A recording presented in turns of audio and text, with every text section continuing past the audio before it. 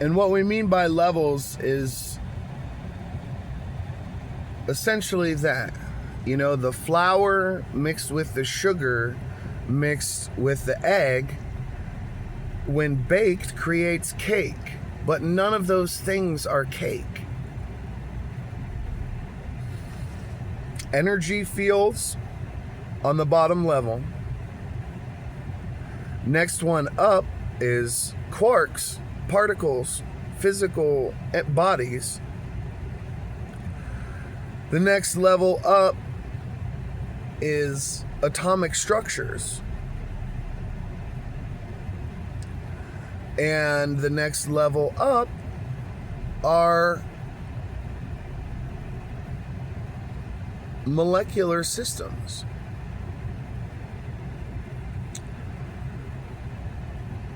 So, pause. How do energy fields give rise to quarks that give rise to atoms that give rise to molecules?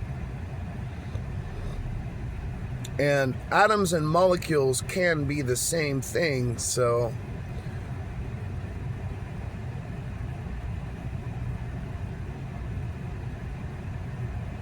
there's a connection there, because molecules are comprised of atoms, and atoms are held together with forces. Now, the laws that determine how the forces behave, like gravity, strong, weak nuclear force, and electromagnetic radiation, electromagnetism, are different laws than the physics that govern quarks and fields. If you look at the behavior of atomic hydrogen, and then you blast its nucleus with a laser and shoot out a bunch of the things that are contained within the atomic shell, you ionize it. You get different forms, and this shows that the behavior of the ion is unique based on what is comprising it. So there are these different flavors of emergence.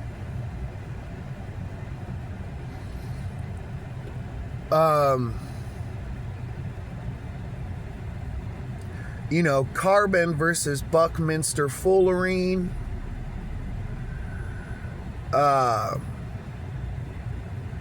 Try to think of a better example.